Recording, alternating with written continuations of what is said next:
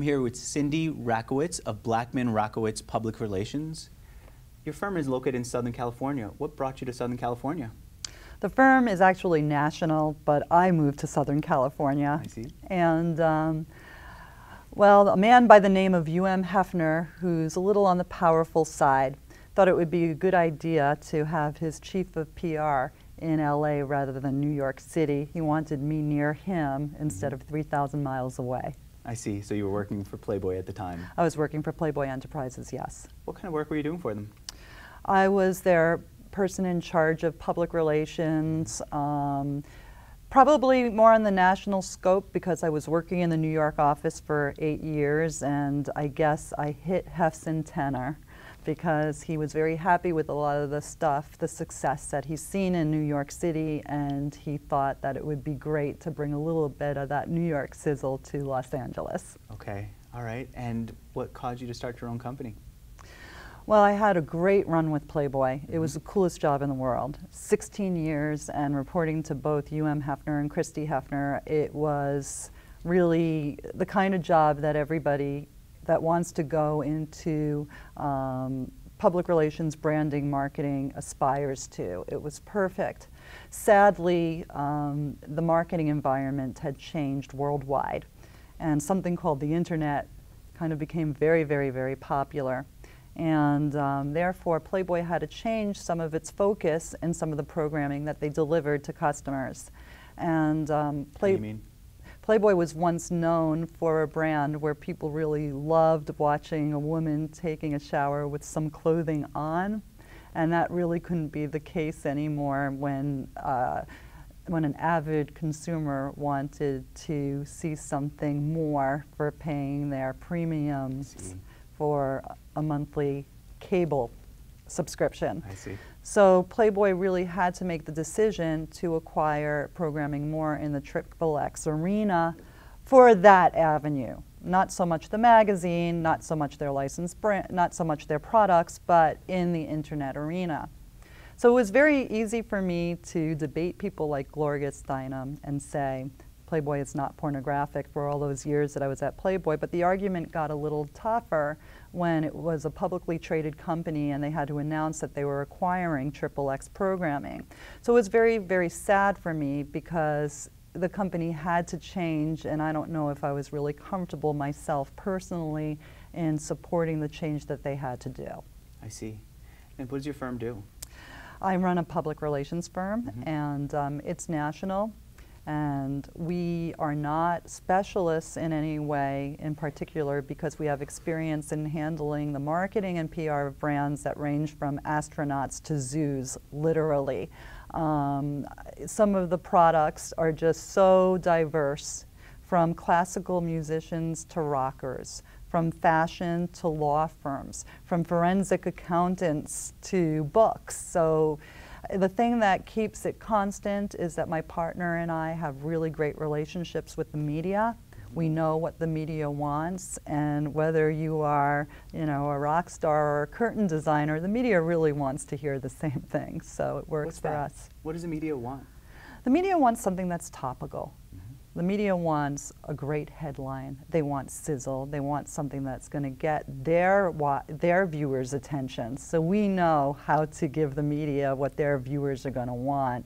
And not every marketing person really has experience in doing that really well. We simulate sizzle wherever we go. And I just came up with that. I like it. Do you have an example of how you've done that?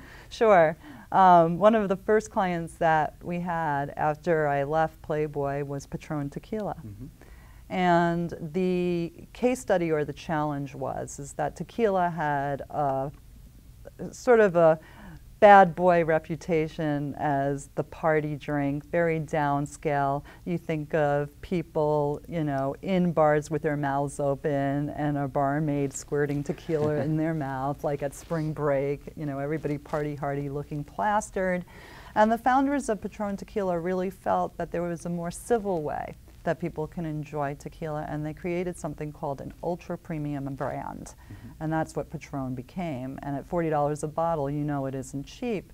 And when you think of Patron, you don't have that same kind of image as Cabo Wabo with, the people with their mouths open getting tequila squirted in it. It's an experience where you really nurse it like, you know, a really great bourbon or brandy. And what we did is we came up with an event calendar that really touched that upscale marketplace. And an example is Econ Film Festival, where I ran the Patron Party Yacht, and it wasn't a downscale party. It's where people screen their films and the actors and directors would come, and it was all very, very civil. And after a year of working with Patron Tequila, the brand increased sales by 75%. Wow. How have you used social media? Who else have you seen use social media well to create a brand and to create some sizzle and excitement? Oh, there's so many, so many. Starbucks coffee. How have they done it? So kind of, they were hearing some complaints about things about Starbucks, and that was one of the things that forced them to become proactive in their marketing and their promotions. The same thing happened with Domino's Pizza. It's classic. I want to talk about a crisis, and I don't know if you know this story, but Domino's Pizza actually had 2 employees doing a prank that was really disgusting with putting disgusting things in food. And Domino's didn't even have a Twitter account. They didn't even know that this was possible. They didn't even know what YouTube was. And all of a sudden they're getting plastered with complaints from people, and the Board of Health is calling them, and they don't know why. Guess what? Well, the employees were fired, which was a great thing to do, but they got very proactive on Twitter immediately and learned that they had to really reach out to their consumer that way and be aware of what other people were saying about them. Finally, how about a piece of advice for entrepreneurs and business people who want to use social media or other media to promote their businesses?